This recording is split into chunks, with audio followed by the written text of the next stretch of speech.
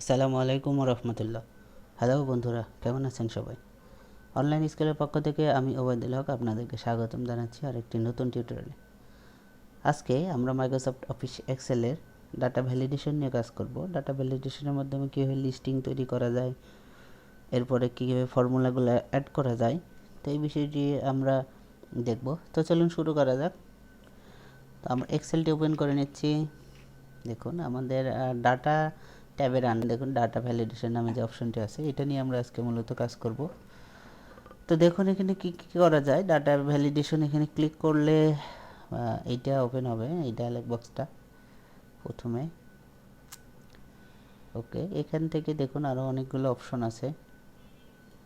তো আপনাদের একটা জিনিস দেখায়, আমরা ওয়েব কন্টেন্ট থেকে একটা জিনিস রেডি করেছি। দেখুন এইখানে যে এই যে অপশনটা, সিলেক্ট অপশন এটাকে বলা হয়। নাম্বার, আমরা বলছি নাম্বার কোন নাম্বার সিলেক্ট করে দিব, যেটা ইচ্ছা সেটা সিলেক্ট করতে হবে। তো এই বিষয়টা যদি আমরা এক্সেলে করতে চাই, সেক্ষেত্রে আমরা কি করব, এই বিষয়টা আগে দেখছি। ডাটা ভ্যালিডেশনের মাধ্যমে এটা করব। তো অনলাইন স্কুল এটা লিখে নিলাম। এখানে দেখুন আমরা প্রথমে ডাটাটা সিরিয়াল করে নিব, নাম্বার। এরপরে এখান থেকে আমরা 1 থেকে, যেহেতু ওখানে 10 পর্যন্ত ছিল, আমরা এটা 10 পর্যন্ত দিচ্ছি। তো সেম এইরকমই একটা জিনিস করব। তো আমরা নাম্বারটা এখানে না দিয়ে এখানে ড্রপ ডাউনের ভিতরেও দিতে পারতাম, তো এটাই করছি। ড্রপ ডাউনের ভিতরে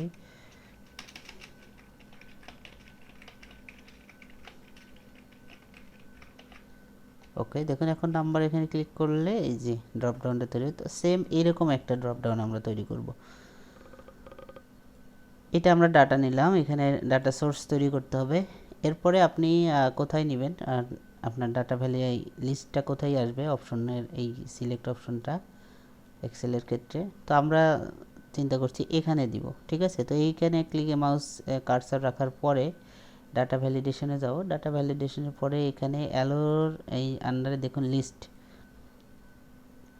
ক্লিক করার পরে এখানে বলবে সোর্স। তো আমি সোর্স এই যে এইটাতে ক্লিক করলে এখান থেকে সিলেক্ট করে দিতে পারবো সোর্স। ওকে,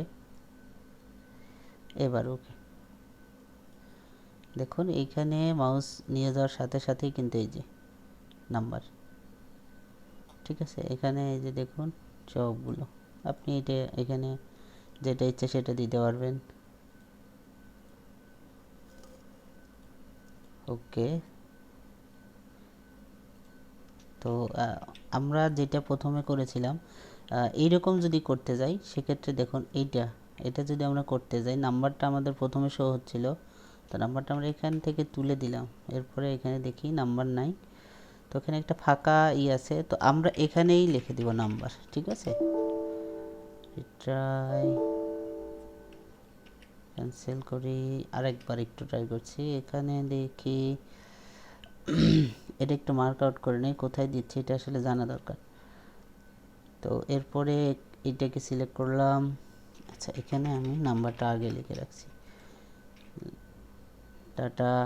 ডাটা ভ্যালিডেশন লিস্ট সিলেক্ট করব, ডাটা সোর্স। ওকে ওকে, এখন ঠিক আছে। দেখুন নাম্বার এখানে সিলেক্ট করার সাথে সাথে এখানে নাম্বারের পরিবর্তে যেটা সিলেক্ট করব সেটা সিলেক্ট হয়ে যাবে। আচ্ছা, এরপরে এখানে রিফ্রেশ করছি, রিফ্রেশ অল।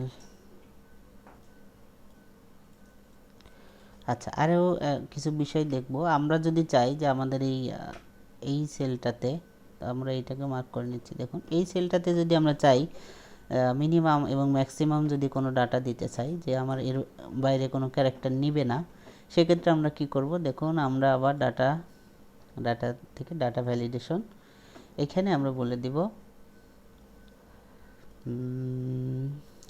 Text length.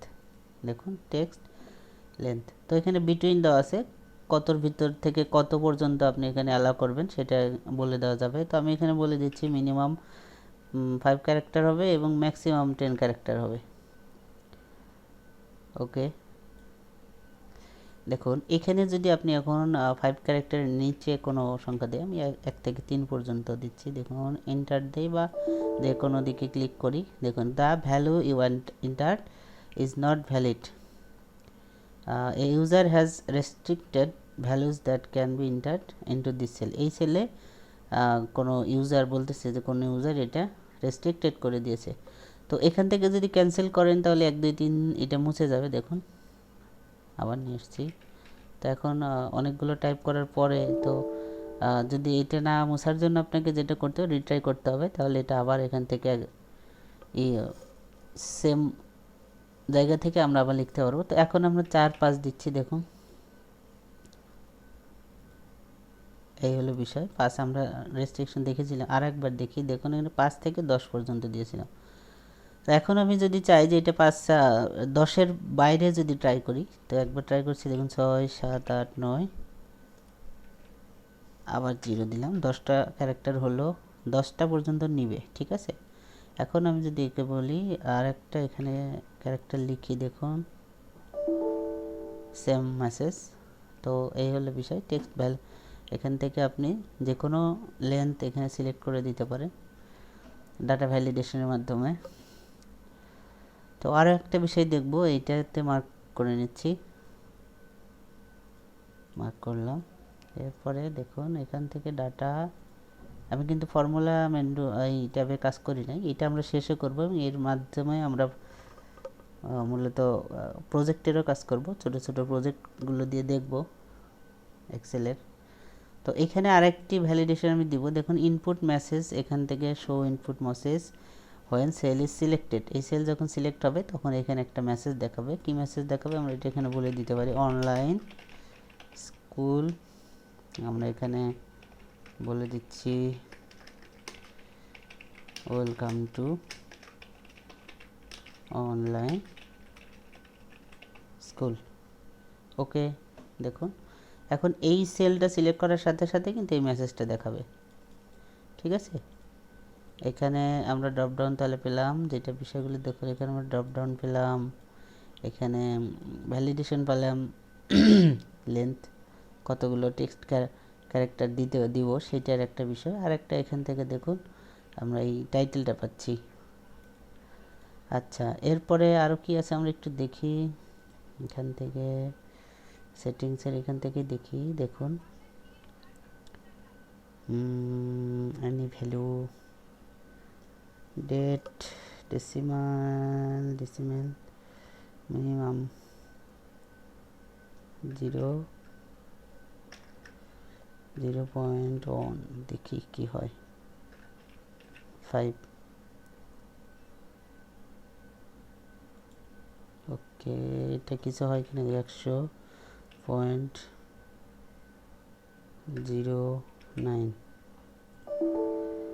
দেখি। ওকে আমরা রিট্রাই করে আরেকবার, এটা 0 যেহেতু আমাদের এখানে ভ্যালিডেশনটা আরেকবার একটু চেক দিই, দেখুন এখানে আমরা 0.5 দিয়েছিলাম, তো আমরা এটা 0.2 করে দিচ্ছি। ওকে, আমরা এখান থেকে এটাকে মার্ক করে নিচ্ছি। ওকে, এখন যদি আমরা 100.0.01 দেই, এখন রিট্রাই, এরপরে এটাকে যদি আমরা 0.2 দেই কি হয়, ডেসিমেল না, এটা আসলে আরও একটু দেখি, ডাটা ভ্যালিডেশন বিটুইন, এর ভিতরে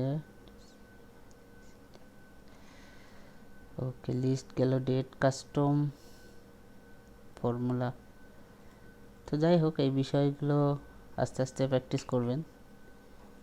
তো আজকে আমরা যে 3টি বিষয় শিখলাম এখান থেকে ডাটা ভ্যালিডেশনের মাধ্যমে, একটা হলো ড্রপ ডাউন লিস্ট, এখানে আগে আমাদের করে নিতে হবে, ডাটা সোর্স সিলেক্ট করে লিখে নিতে হবে।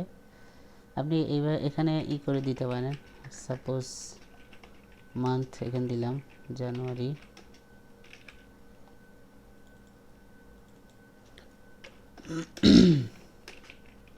ফেব্রুয়ারি,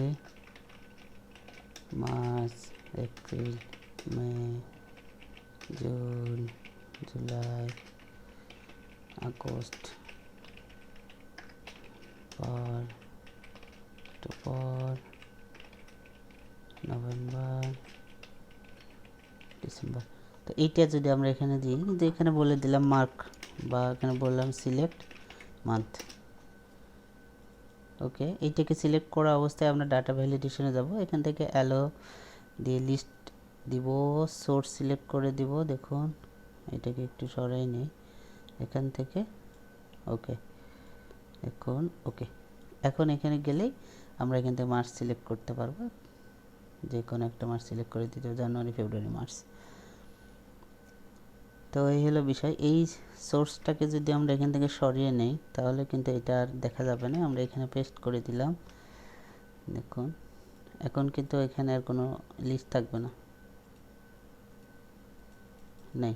ঠিক আছে, তো এখন যদি আবার আমরা এখান থেকে ডাটা ভ্যালিডেশন দেই, দেখি এখানে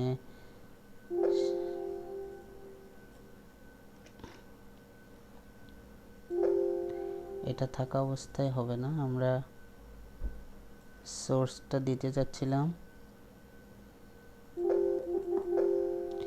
শিট 2 থেকে, তাহলে আমাদের জন্য সুবিধা হতো। যাই হোক, এই হলো বিষয়। চেঞ্জ চেঞ্জ চেঞ্জ, এখানে সিলেক্ট করা অবস্থায় এখানে চলে যাই, দেখি এখান থেকে ডাটা ভ্যালিডেশন, না এটা তো এখানকার জন্যই অ্যাপ্লাই হবে। এখান থেকে ডাটা ভ্যালিডেশন, ওকে ওকে। এইটাকে যদি কপি করি, শিট 1 এ নিয়ে আসি, পেস্ট, এখন দেখি নেই, ডাটা সোর্সটা এখান থেকে পাচ্ছে না। যাই হোক, আপনারা প্র্যাকটিস করবেন ধীরে ধীরে, পরবর্তীতে আমরা আবার দেখার চেষ্টা করব এই বিষয়গুলো। আপনার প্রশ্ন থাকলে করতে পারেন, আমরা যথাসম্ভব চেষ্টা করব আপনাদেরকে ফিডব্যাক দেওয়ার জন্য। ধন্যবাদ।